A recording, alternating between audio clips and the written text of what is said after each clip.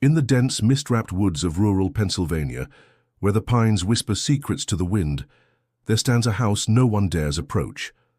Time has gnawed at its wooden frame, ivy coils like veins across its stone foundation, and its windows, black and hollow, stare outward like watchful eyes. Locals call it the Kessler estate, but few dare speak the name above a whisper. It's not just the look of the house that chills the spine, it's the stories. Tales of laughter echoing through empty halls, of lights flickering in rooms where no one lives, and of children, pale, silent and unblinking, watching from behind the glass only to vanish when seen. Generations have passed, but the rumors persist. The Kessler children were never enrolled anywhere. No school, no church, no census records. It's as if they never existed. Before we dive into the disturbing history buried beneath the floorboards of that house, make sure to subscribe.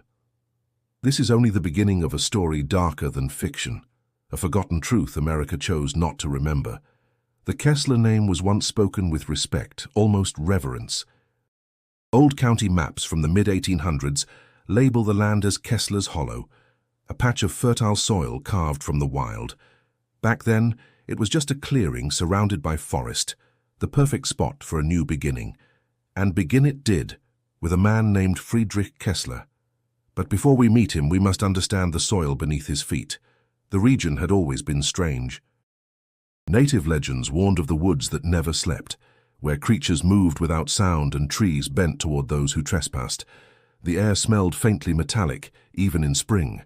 Travelers often reported losing time while passing through. A day's journey felt like hours or weeks. No one could explain it. No one. So when Friedrich arrived and claimed the land with little resistance, many thought he was either blessed or cursed. He built fast. Within 5 years, the Kessler house rose from the earth like it had always been there. Locals marveled at its construction, too perfect, too symmetrical, its design unlike any known style. The stone had a bluish tint, almost iridescent. The windows were not bought from local glaziers but imported, though from where no one knew. Everything about the house whispered of wealth, but also of secrets. Friedrich was polite, if distant. He spoke English with a heavy German accent and carried himself with quiet authority. He visited town for supplies, occasionally for books but never for conversation. He never brought anyone with him. And no one ever saw him accompanied by a wife, until one day, years later, a woman was seen at a distance standing behind one of the upper windows, motionless, her hand resting on the glass. It wasn't until a child was heard laughing in the woods, alone long after sunset, that people began to ask questions. Who was this family? How many lived there?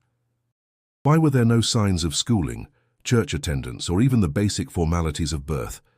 The county clerk once tried to locate a birth certificate. Nothing. The church kept records of every soul baptized in the area. No mention of any Kessler children.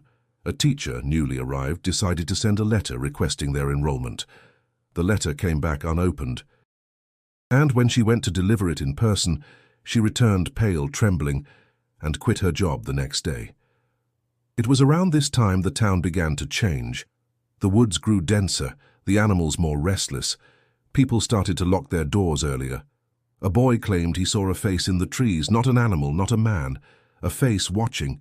Still, no one dared challenge Friedrich. Whatever he was hiding, he was protecting it with something more powerful than law. Some said it was old magic. Others said it was science gone too far. All agreed on one thing. Whatever lived in the Kessler estate was not meant to walk among the rest of us. And so the questions remained buried, until now.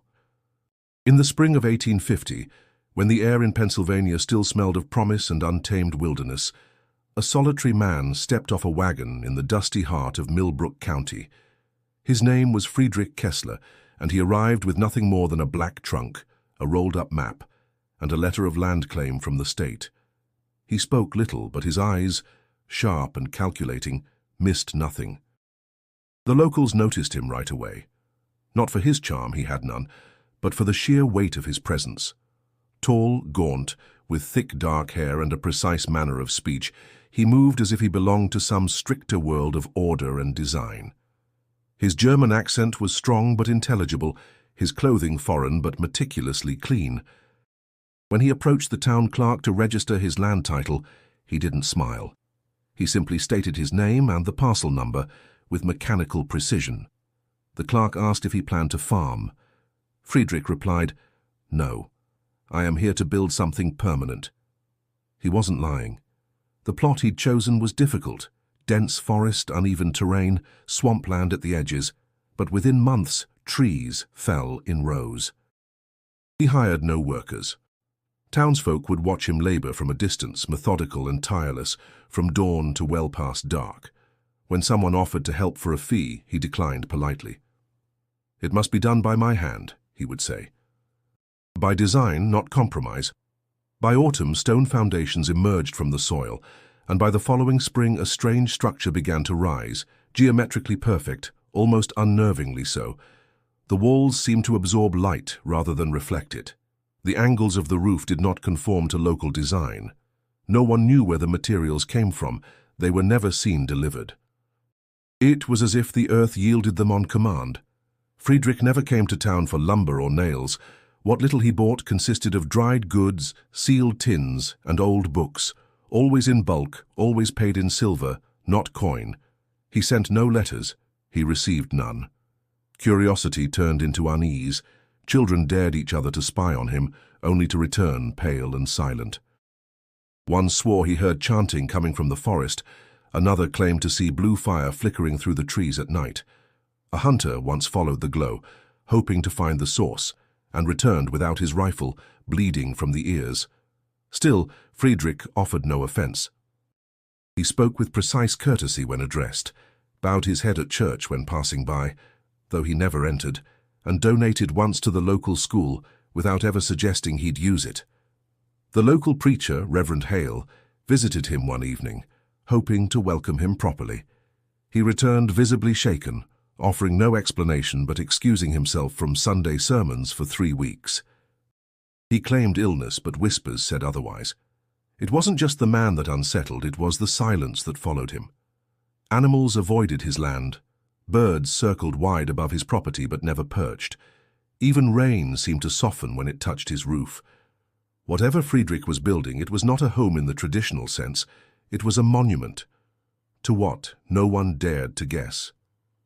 Then came the question that no one could answer. Why here? There were rumors. Some said he was fleeing war.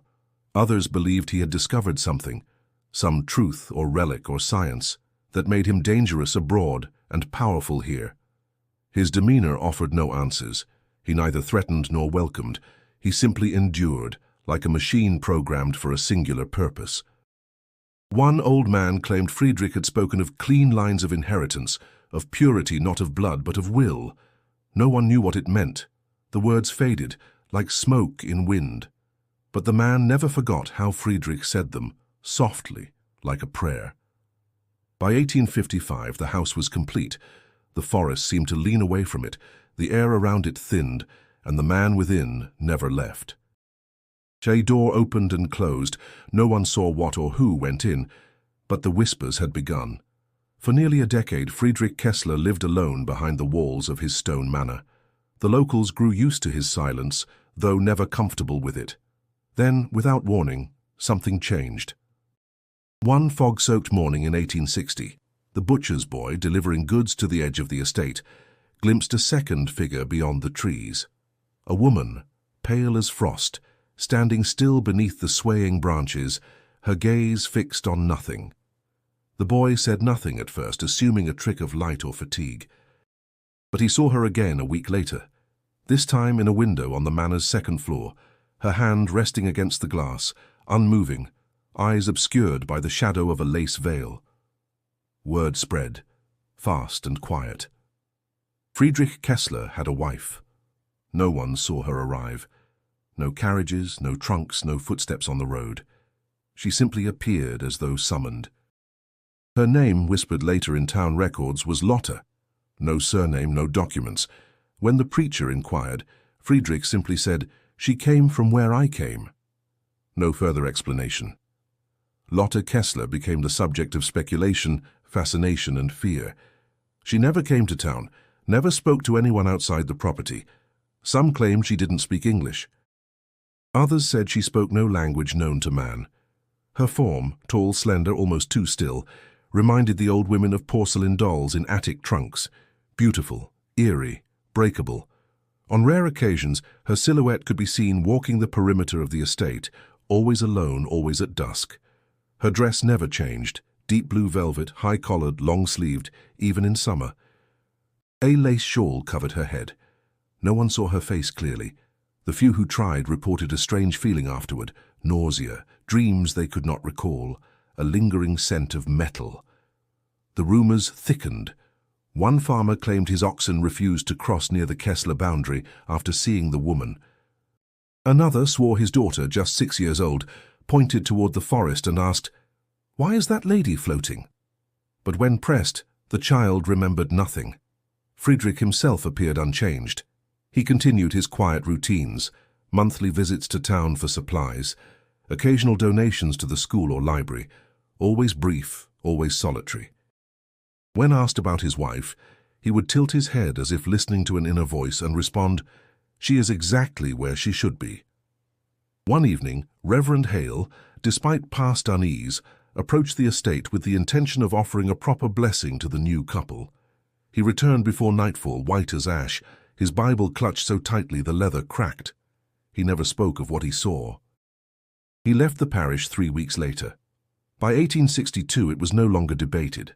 Lotta existed, but what she was and why she never left the grounds remained an open wound in the minds of the villagers. A midwife, old and half-blind, claimed to hear strange chants from the manor some nights. "Not prayers," she whispered, "something colder." Then came the laughter. At first it was soft, like wind through reeds, easy to dismiss. But one evening a trapper heard it echo through the forest, unmistakably childish, followed by the sound of something rushing through the underbrush, fast, too fast. He reported the encounter to the sheriff, shaking and pale. When asked if it could have been an animal, he said only, "It was laughing at me." This marked the first suggestion that Friedrich and Lotta might not be alone, that perhaps the whispers of children, unseen, uncounted, were not fabrications after all.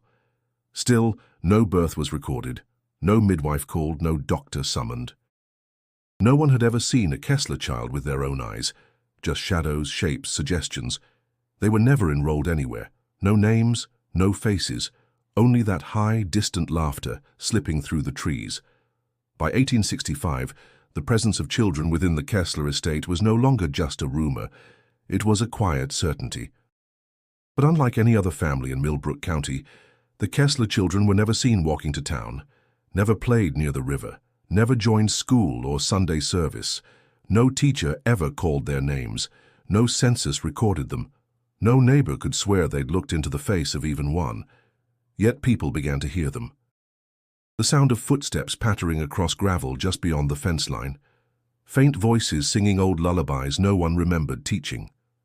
The echo of laughter, sometimes joyous, sometimes hollow, heard deep within the woods, always near dusk. There were reports, quietly shared between trusted ears, of fleeting glimpses. A face peeking from behind a tree trunk, gone in a blink. Small, pale hands pressed against attic glass, unmoving. A pair of eyes gleaming in the dark, wide and too steady. The Kessler children had become a ghostly presence, haunting without being seen. Town officials grew restless.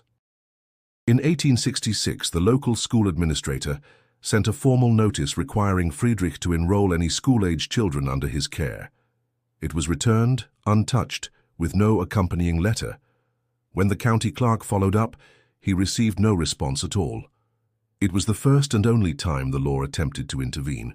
Still, there was no appetite for confrontation. No one wanted to be the one to walk up that long gravel road, through the dead, silent woods, and knock on the door of that house. The Kessler name held too much weight, even in whispers. Speculation flourished. Some believed the children were illegitimate and hidden out of shame. Others, more darkly, insisted they weren't children at all, not in the human sense. Born of strange roots, someone murmured at a tavern, grew too fast, learned too much. Most dismissed it as drunken foolishness, but not all. A retired midwife swore she'd seen something years ago, a newborn held by a tall figure in the woods. But the infant, she claimed, had no whites in its eyes, just deep, seamless black. She told no one at the time, fearing ridicule. But now she couldn't forget. That thing didn't cry, she whispered. It watched. Over time, the Kesslers became a story children told to scare each other. Don't stray too far, or the Kessler kids will find you.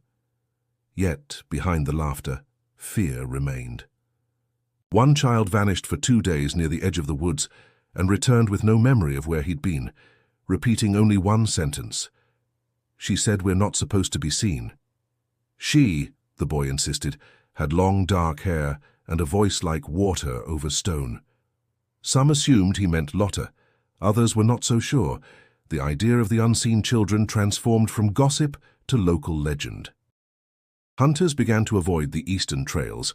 Travelers who camped too close to the estate reported strange dreams and woke with bloody noses or scratches across their arms. Animals, even the wild ones, skirted the boundary lines. No one hunted on Kessler land.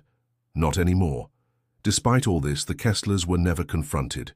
There was no sheriff visit, no legal summons. The town chose silence over conflict. Friedrich's occasional appearances in town were treated with forced civility, nods, brief greetings, and no questions. He would buy his goods, offer exact payment, and return home without a word. It was easier not to know. But silence has a cost. By 1870, the Kessler estate stood as both a symbol and a warning. Something unnatural had been invited into their world and allowed to remain. The children were not ghosts, but they were not quite flesh either, not in the way others were. They existed somewhere in between, out of reach, out of record, untouched by the rules everyone else lived by. And still, no one had seen them clearly. Just flickers, just shadows, just the sound of small footsteps fading into the trees.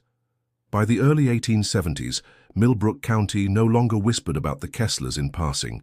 They whispered about them like one speaks of thunder heard beyond the mountains, too far to strike, yet impossible to ignore.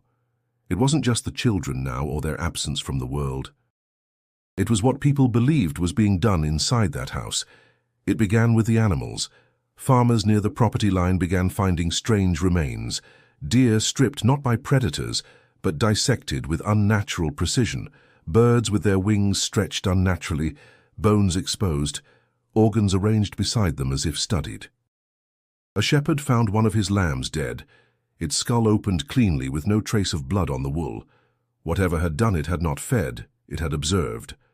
At first people blamed wild dogs or some unknown sickness, but as the discoveries multiplied, so did the sense that these were not acts of nature. The wounds were too clinical, too deliberate. And no one could explain why they stopped just short of the Kessler land. Then came the lights, glowing, flickering, pulsing, seen from miles away, usually in the dead of night. Blue and violet hues, unnatural to lanterns or fire, shifting in strange patterns across the upper floor of the Kessler house. More than one traveler reported seeing silhouettes move in front of the lights, tall and still, like statues caught in a strobe. No shadows moved through the lower windows, only upstairs. Whispers turned into theories. Some said Friedrich had gone mad with grief, experimenting on animals to cure some disease. Others claimed he was seeking immortality, drawing from old-world alchemy. But a few, the oldest and most fearful, spoke of darker things, of ancient knowledge brought from across the sea, of genetic designs long before the word genetics was ever coined. "Blood isn't just blood," one man said at the tavern, staring into his cup. "It's a map, he's drawing something with it." Nobody laughed. People remembered Friedrich's obsession with detail, with building things by design, not compromise. What if that extended beyond his home, beyond himself? Then came a boy. 11 years old, he wandered too close to the Kessler border on a dare. He swore he saw 2 children standing in the clearing, one boy, one girl, both barefoot, both silent, both smiling without warmth. "They didn't blink," he said, "even when I ran." His mother dismissed it as fear, but the boy never approached the woods again. He refused to go outside after sunset, and began drawing strange shapes on the walls of his room. Tight spirals, perfect circles, rows of lines that slanted in identical angles. When asked what they meant, he replied, "She told me to remember. She." Again, that word. The boy later described her. Tall, long black hair, pale face, but the eyes, not human. "They go through you," he whispered, "like they're measuring everything." Meanwhile, some of the townspeople began quietly leaving Millbrook, not in protest, just in silence. Farms went up for sale. Houses stood empty. No one explained. But the closer you lived to the Kessler estate, the more likely you were to pack and disappear. Still, no official records were filed against the family. The sheriff never visited. The school board never followed up. It was as though something, unspoken, intangible, had placed a barrier between the Kesslers and the rest of the world. As if some line had been drawn in the dirt, and everyone agreed not to cross it. The estate grew quieter, the woods thicker, and inside the stone walls, the lights never stopped. Whatever was happening there, it was still happening. And behind it all, Friedrich Kessler remained invisible, unreachable, the architect of something not yet understood, a legacy not yet revealed. In the bitter chill of February 1882, a sudden blaze tore through the eastern edge of the Kessler estate. The glow lit up the night sky like a false dawn, visible from every farmstead within 10 miles. Flames reached high above the trees, smoke curling into shapes no one wanted to name. It wasn't the manor that burned, it was the barn, and it burned fast. By the time anyone dared approach, the structure was gone, reduced to smoldering ash and twisted metal. The ground beneath it was scorched black, and a smell, sharp, chemical, and unfamiliar, hung in the air for days. The sheriff, pressured by frightened locals, rode out the next morning. What he found raised more questions than it answered. Among the wreckage were remains, but not human. Laid out across the scorched earth were several carcasses, unlike any livestock known to the region. Their skeletal structure was wrong, too long, too narrow, with joints that bent in odd places. The skin that remained was thick, almost reptilian, and covered in pale, branching veins. The sheriff, a pragmatic man with no taste for the supernatural, declared them burned beyond recognition. But privately he told his deputy, those weren't cows. Word spread quickly, and though no one said it aloud, everyone thought the same thing: experiments. Had Friedrich Kessler been creating something in that barn? Had the fire been an accident or a purge? Then, just days after the blaze, Lotta vanished. No one saw her leave. No one reported hearing a carriage. No message was sent. She was simply gone. The few who claimed to have seen her in the days leading up to the fire described a woman unrecognizably changed. Frail, hunched, her hair gone white, her hands wrapped in gauze. One boy swore he saw her standing barefoot in the snow, staring into the distance with her arms limp at her sides. Some believed she'd died in the fire. Others said she'd gone mad and fled into the woods. A darker few believed she'd been taken by whatever had been inside that barn. But when asked, Friedrich gave no answer. He returned to town briefly, just once, to purchase a box of medical supplies and several gallons of oil. He said nothing about Lotta. No one dared ask. Those who ventured near the estate after the fire reported strange sights. Lights still burned in the manor, but the forest around it seemed darker, heavier. The trees leaned inward as if shielding something. Tracks, long, deep, and uneven, were found near the charred barn site, but they led nowhere. A pair of hunters discovered a patch of earth that buzzed softly, like a hive, though there were no insects around. One of them refused to speak about what he saw again. The other left town within the week, and then came the sound.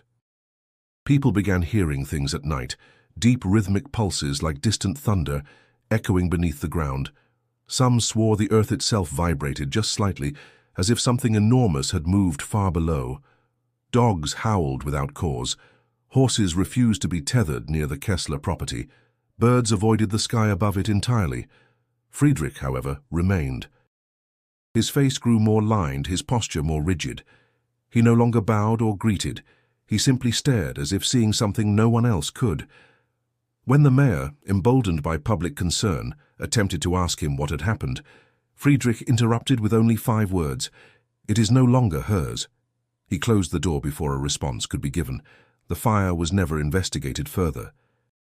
The remains were buried in an unmarked grave behind the church, and the sheriff quietly resigned the following spring. Officially, it was labeled a tragic accident, but everyone knew better. The barn had been a place of creation.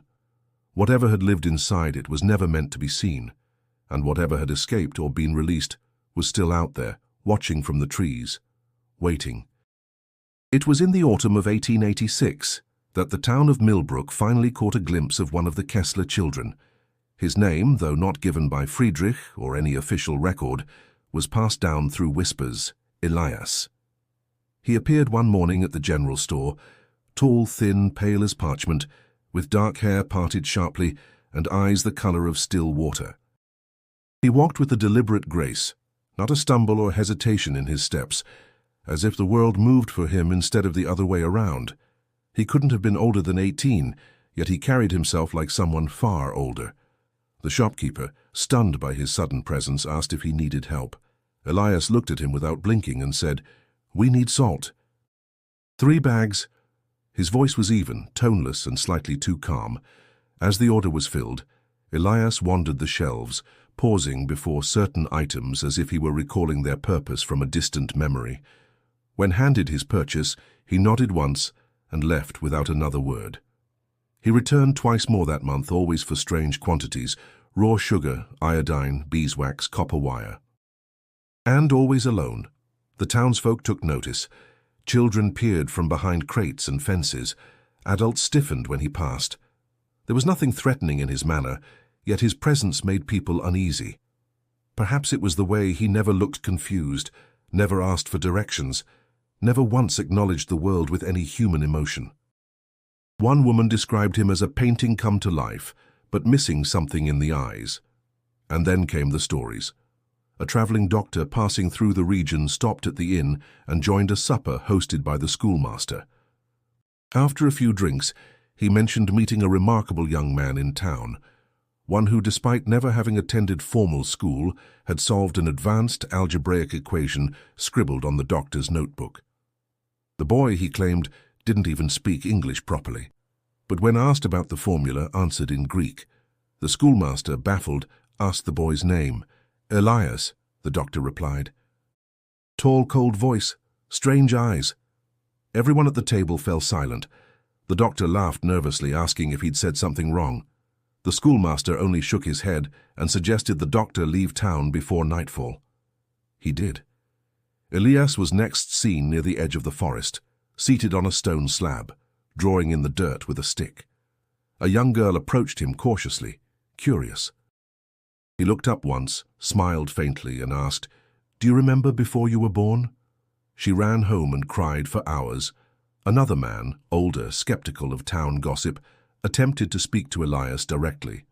He approached him outside the apothecary and asked what he did in that strange house, what he and his siblings learned in there. Elias turned, stared for a moment, then said, "We unlearn what others believe is truth." It was not the words themselves, but the certainty with which they were spoken that sent the man away.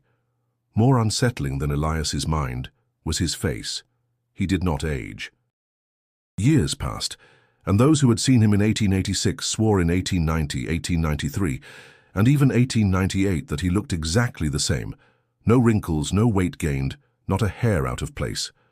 Always the same crisp black coat, the same blank expression, the same cold gaze. Some said he had never been born at all, that he had been built. Others feared he was the product of something darker, something that had no language in the human tongue.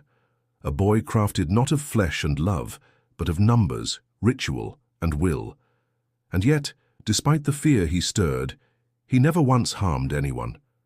He walked among them silent and strange, a mirror to their unease, but deep down, everyone sensed one truth: Elias Kessler was not the end of the story. He was only the beginning. The year was 1901 when the silence surrounding the Kessler estate deepened. It began with a sound no one had ever heard from that house, a bell tolling once, then again, low and deliberate. The following morning, a black ribbon appeared on the iron gate at the end of the Kessler road. No note, no name, just the ribbon. Within hours, the word had spread. Friedrich Kessler was dead. There was no funeral, no procession, no clergy, no burial witnessed by anyone outside the house, just silence. And then, for the first time in living memory, Elias stepped into town and entered the church. Alone. He walked straight to Reverend Matthias, an aging, soft-spoken man who had never dared approach the Kessler estate. Elias did not kneel, did not sit. He looked the Reverend in the eye and said only, "It is done." Reverend Matthias would later describe the moment as chilling, not because of the words, but because of the sense that something larger had shifted. A changing of the guard, a release of pressure from an unseen weight. "I felt," he said quietly, "like something far older than me had just left the world." Elias returned to the estate, and after that day, the property changed, not in appearance, but in feel. Locals described the forest as quieter, but not in a peaceful way. It was the stillness before a storm. The manor's windows, once always lit with dim amber glow, now flickered with harsh, cold light. One hunter, passing too close, claimed he saw figures, more than one, standing on the roof, looking upward as if waiting for something to descend. But perhaps most disturbing was what followed. Elias no longer came to town alone. Over the next year, other Kessler children began to appear, never speaking, never straying far from Elias's side. There were 4 of them, 2 boys, 2 girls. Their ages were hard to guess. They moved with the same fluid silence, dressed in the same outdated style, and each carried a strange object. One a book without title, another a twisted piece of copper, one a length of red thread, and the smallest girl held a white stone. They did not speak, but they watched, intently, as if memorizing everything. The townspeople tried to ignore them. But the unease returned, thicker than before. Rumors swirled that the children were not siblings in the traditional sense, that perhaps Friedrich had created them, or selected them, from something not fully human. Some suggested they weren't even the same children from decades earlier, but perfect copies, refined versions. What remained of Lotte was still unknown. Elias never spoke of her. And though several brave souls claimed to have seen a pale figure walking among the trees behind the estate, none could confirm it was her. Too tall, too still, too far gone.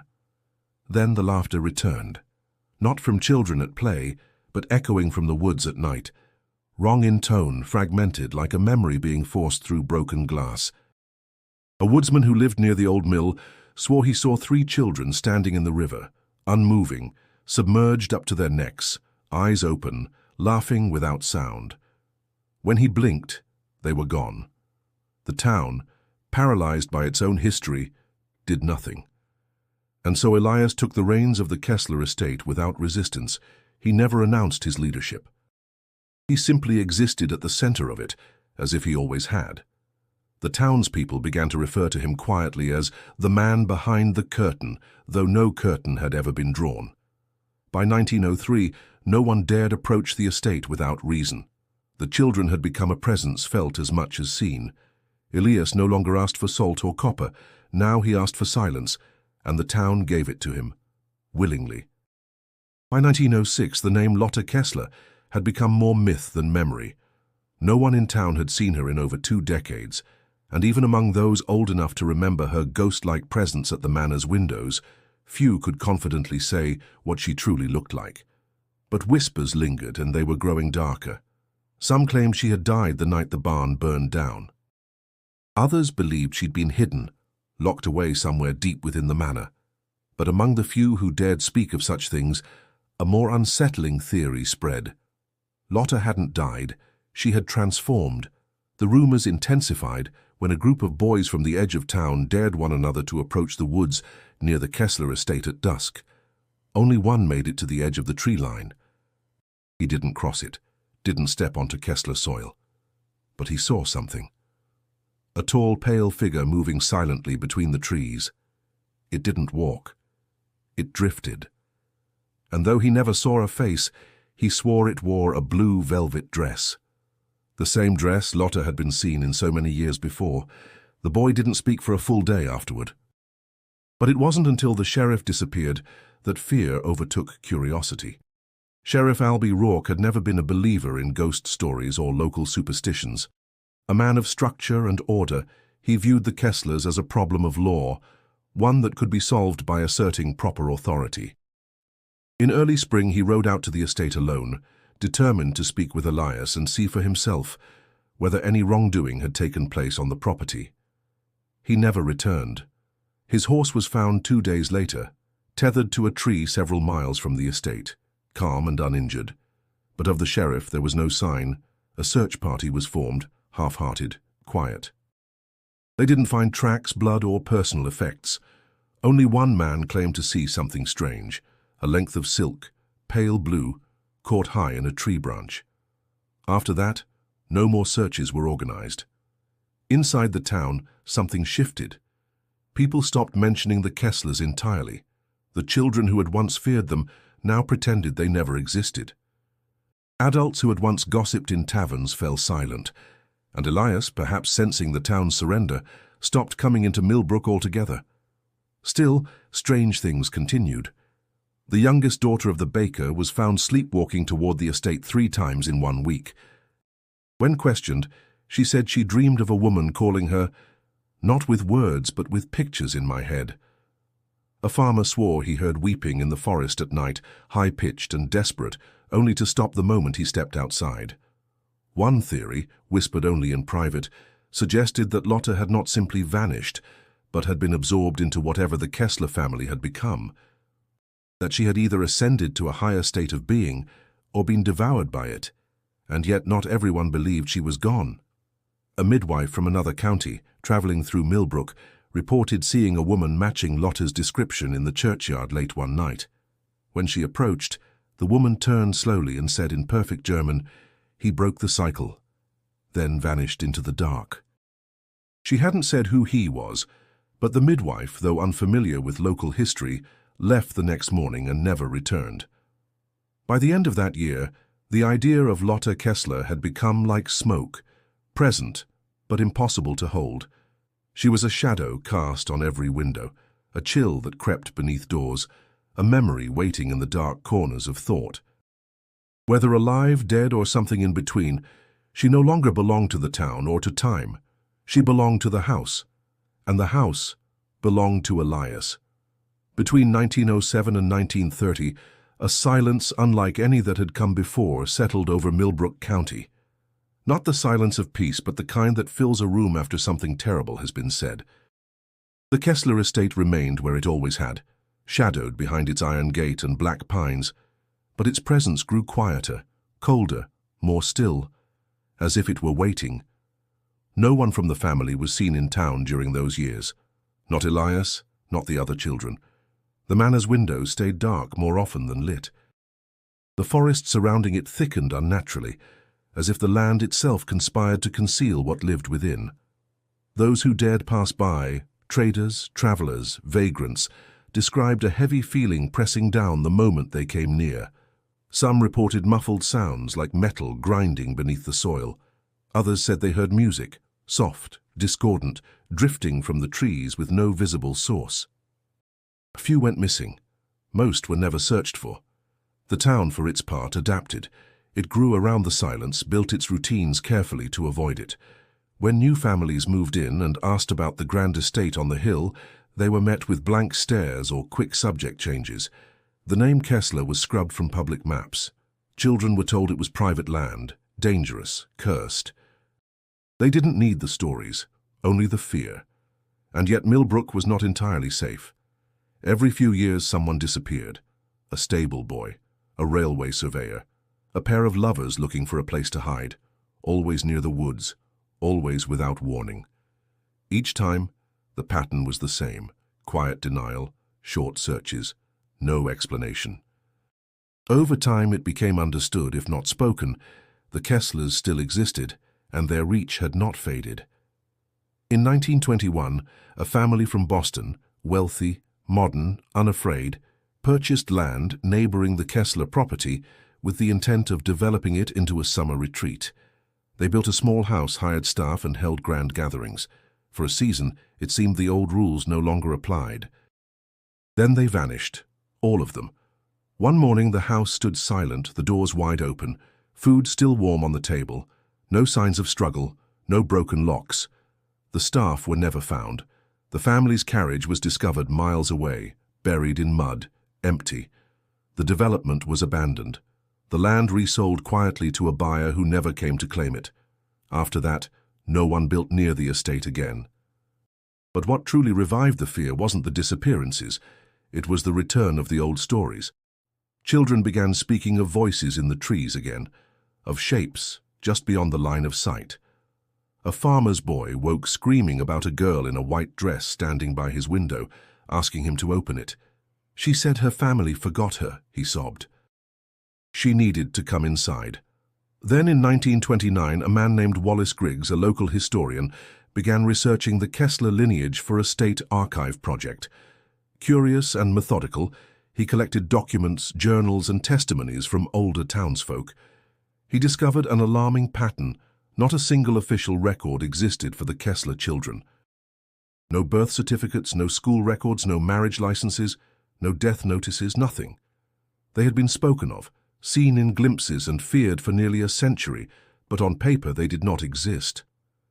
Griggs wrote a letter to the governor's office requesting access to state archives for deeper investigation.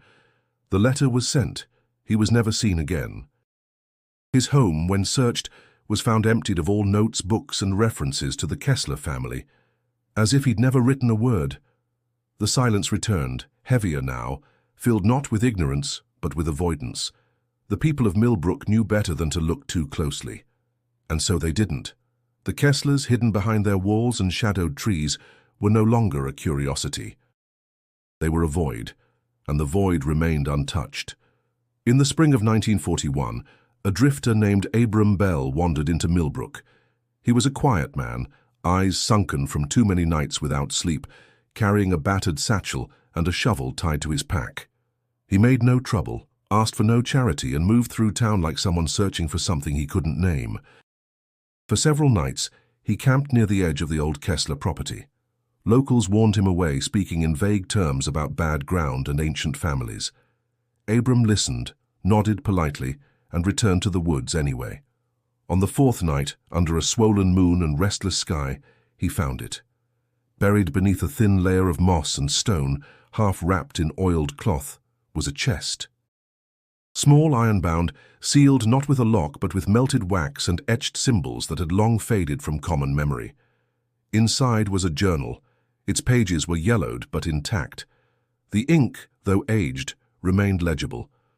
The cover bore no title, only a single word burned into the leather in precise, angular hand. Elias. Abram didn't speak to anyone about what he'd found. He left town 2 days later, but not before mailing a set of copied pages to a university contact in New York. Weeks passed, then months. In August, a young professor arrived in Millbrook unannounced, searching for Abram. He never found him. Instead, he found the journal. Left inside Abram's abandoned tent, pages spread neatly across a wooden crate as if placed there deliberately. What he read would never be published, never cited in any academic paper. But the professor, who spoke 7 languages and specialized in early human belief systems, said one thing before he disappeared into the archives. This wasn't science. It wasn't myth. It was design. The journal began plainly enough. Dates, observations, theories about lineage and behavior. But as the entries deepened, the voice shifted. It was no longer the voice of a curious mind. It became colder, more exact, obsessed with the idea of continuity through structure. Elias wrote of removing environmental noise, of refining not just the body, but the will. Emotion is erosion, he wrote. Erosion. Inheritance is only pure when the subject is purged of chaos.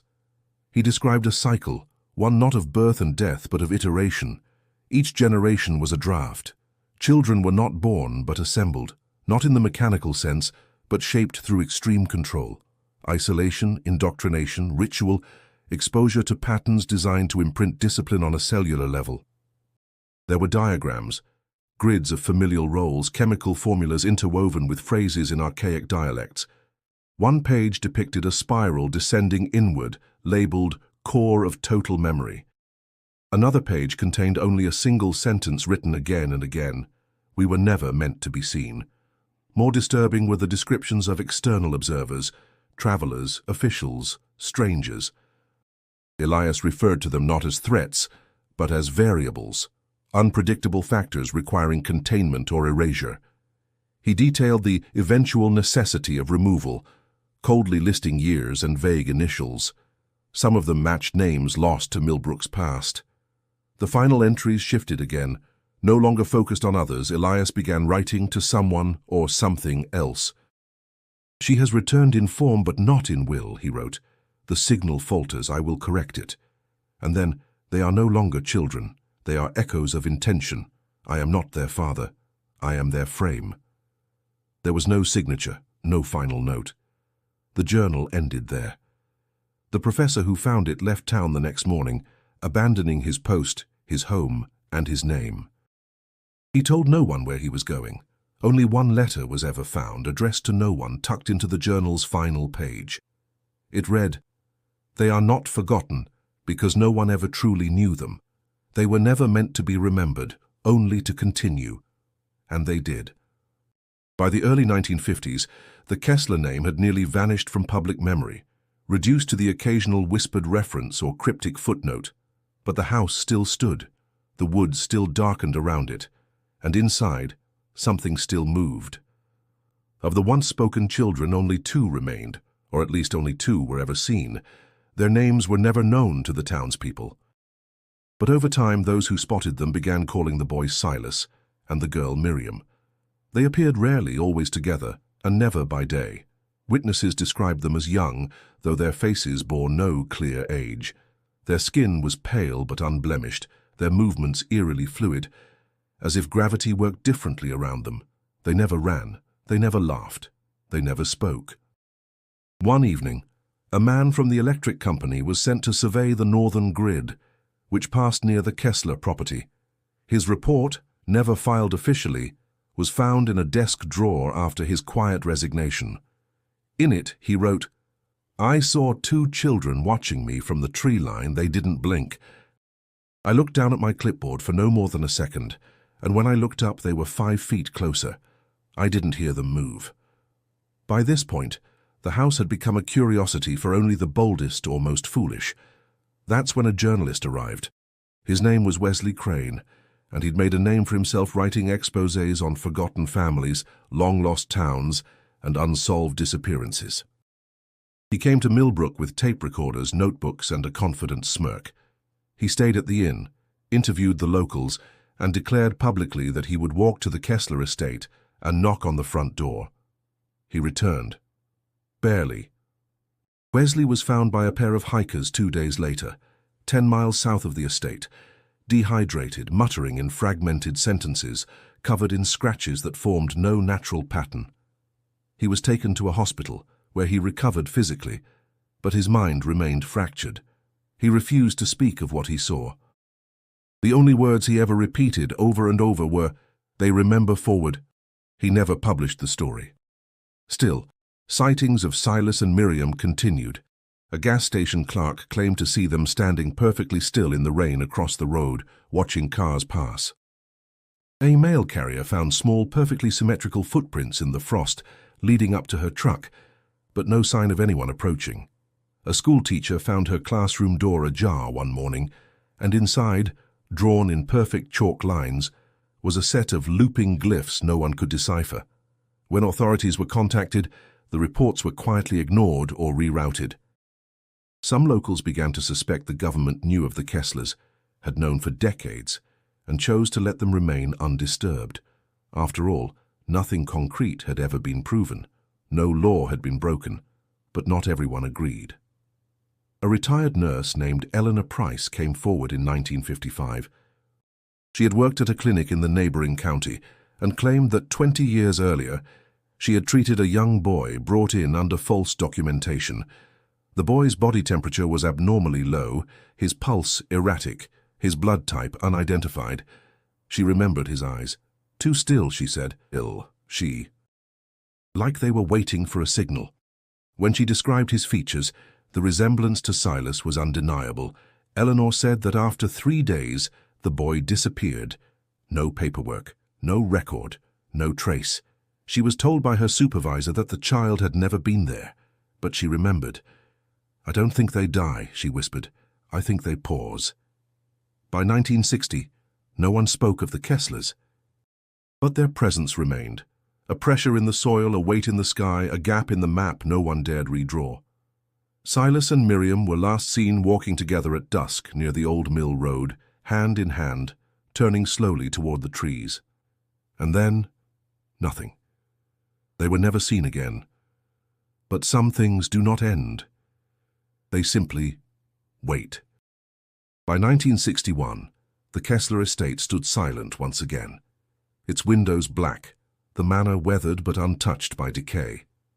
The forest around it had grown impossibly dense, as if the earth itself had decided no one should enter.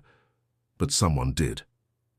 Late that summer, a black car arrived in Millbrook unmarked with government plates. Inside were 3 men in grey suits, none local, none familiar. They asked no questions at first. They simply drove to the edge of the Kessler property and waited.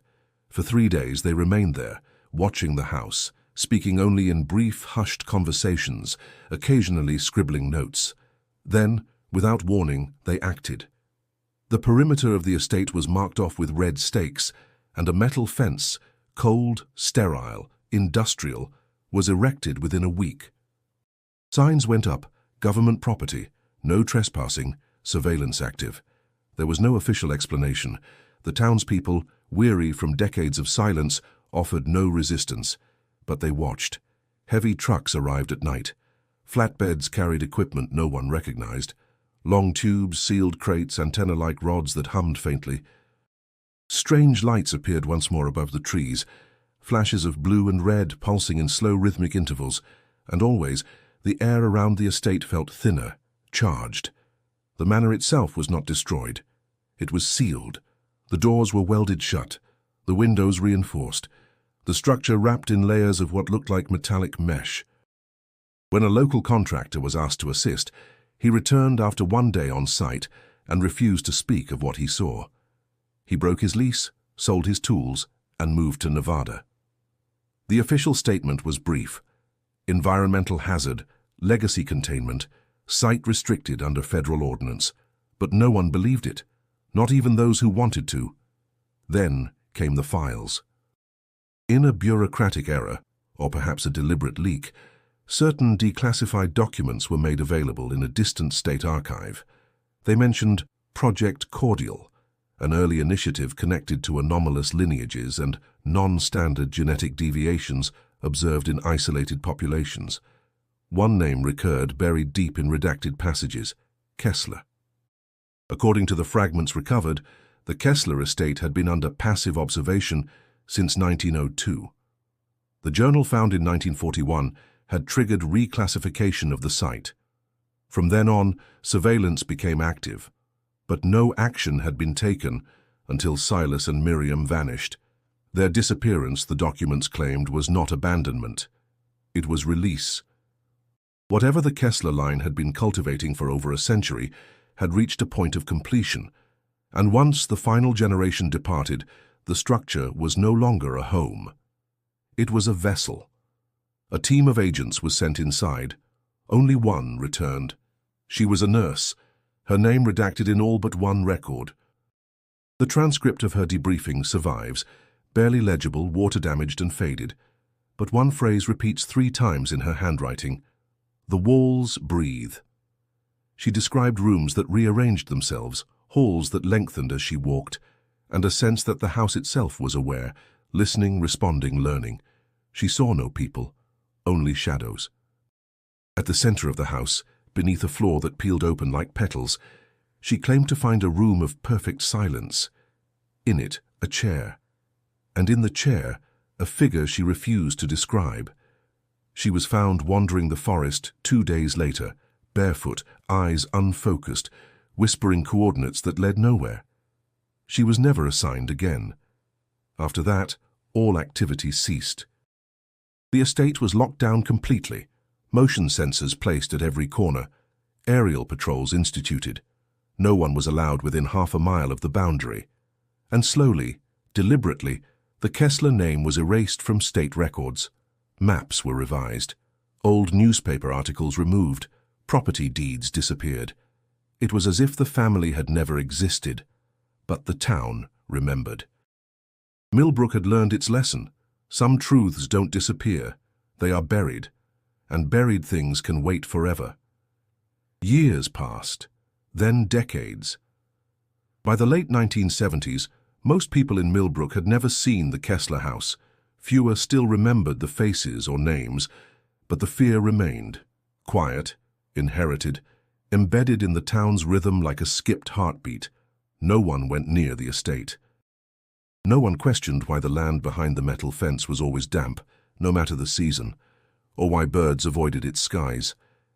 But time has a way of softening fear. By the 1980s, a new generation began to dig. A group of amateur researchers, obsessed with unsolved mysteries, uncovered references to the Kesslers in an obscure genealogical text. Most names were struck through or illegible, but one remained intact: Elias Kessler. Tracing his path proved nearly impossible, but through fragments, tax records, land surveys, and 2 archived photos, they formed a theory. The Kessler line hadn't ended, it had dispersed. Bloodline tracing, through a combination of genetic databases and confidential records obtained through questionable means, revealed anomalies in several families from the region, traits that defied typical inheritance, identical birthmarks, unusual mental acuities, siblings born years apart sharing inexplicably identical fingerprints. The anomalies weren't random, they clustered. Clusters linked to surnames no longer associated with Millbrook, new names, new identities, but carrying something underneath. A pattern.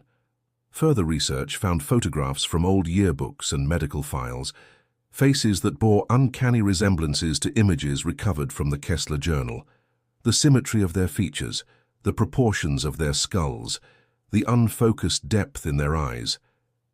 One photograph, found in a 1954 university faculty yearbook, showed a young woman with dark hair and pale skin. The caption read, "Miriam Keller, Department of Mathematics." Her colleagues remembered her as brilliant, emotionless, and distant. She vanished in 1956, no forwarding address. Another, from a 1962 corporate badge registry in Chicago, displayed a man named Silas Keston. His record ended abruptly 1 year later, after a fire destroyed a portion of the lab where he worked. No body was recovered. The name changes were subtle, deliberate. Variations of Kessler, always beginning with the same sound, always vanishing after a few years, never aging, always moving. It became clear the family hadn't vanished. It had hidden itself in plain sight. Scientists studying behavioral genetics noted an unusual increase in specific cognitive markers in individuals from Pennsylvania, New York, and Massachusetts, traits consistent across generations without direct lineage. They called it a regional phenomenon. But the pattern resembled something else entirely: designed propagation. Something Friedrich had written returned to light, quoted in an old academic letter smuggled out of a private archive. "Legacy is not survival. Legacy is replication without deviation." This wasn't about family, it was about blueprint, a design passed through generations, not just biologically but behaviorally, conditioned thought, structural memory. A mental architecture refined by isolation, trial, and intention. Still, even as patterns emerged, evidence vanished. Hard drives crashed, archives were purged, witnesses recanted. Some researchers disappeared. A few claimed interference by federal agencies, while others began to believe something older was at work, something protecting itself through silence. Then came a private interview, one no one was supposed to hear. A retired archivist, terminally ill, confessed to having overseen a legacy redaction project in the 1970s. He admitted to helping bury entire family histories, remove mentions from census records, and alter land deeds. When asked why, he answered, "Because they're still alive, not just the descendants, the intention." It doesn't die. It spreads. When asked if he'd ever seen a Kessler in person, he paused. You don't see them.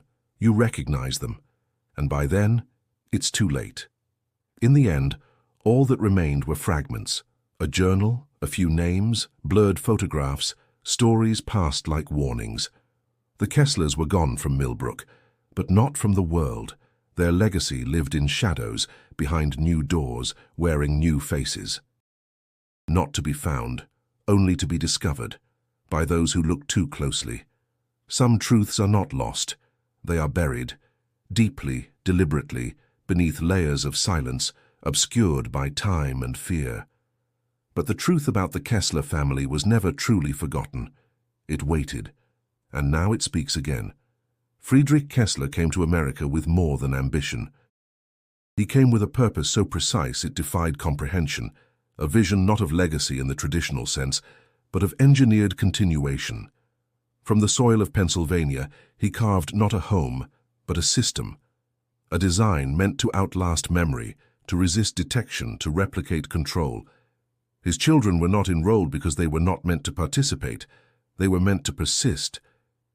Each generation of the Kessler line, each iteration of Elias, Miriam, Silas, was shaped to embody the ideal not of a family, but of a principle, unbreakable order through hidden continuity. Where others lived, they rehearsed. Where others learned, they recalled. Their growth was not human. It was rehearsed repetition, encoded through experience and correction, refined in isolation. And when the world came too close, when the watchers, researchers, and lawmen stepped over the invisible line, the Kesslers vanished, not into death, into the world. Silas and Miriam were not the end. They were the bridge. Their disappearance was not an escape. It was an activation. They became the medium through which the Kessler design flowed outward.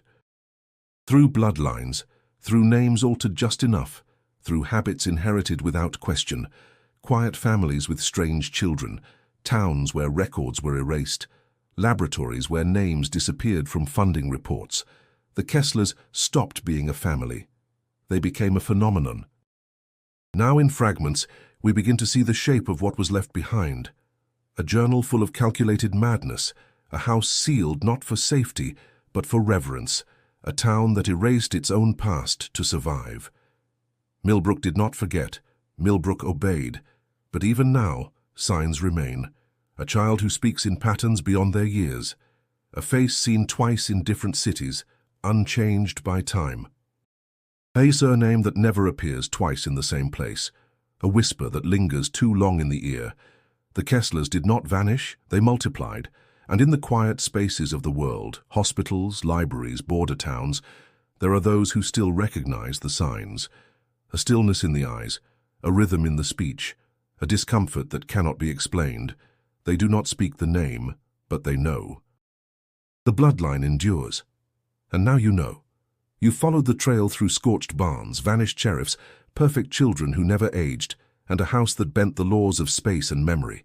You've heard the laughter in the woods, the soft chant beneath the floorboards, the voices of those who tried to understand and were swallowed by the truth. So what will you do? Will you forget? Will you, like Millbrook, seal the knowledge away and pretend the world is ordinary? Or will you remember that some stories are warnings disguised as mysteries? The Kessler family was never meant to be found, but you found them, and they know. If this story unsettled something in you, if you felt a strange chill while reading, if you saw someone familiar in a name you didn't recognize, you may already be part of it. Before you go, make sure to subscribe so you don't miss the next hidden truth we uncover. There are more stories like this, ones that live in the shadows between facts and fears. And if you want to keep digging, click the video on your screen now, because the deeper you go to, the closer they get.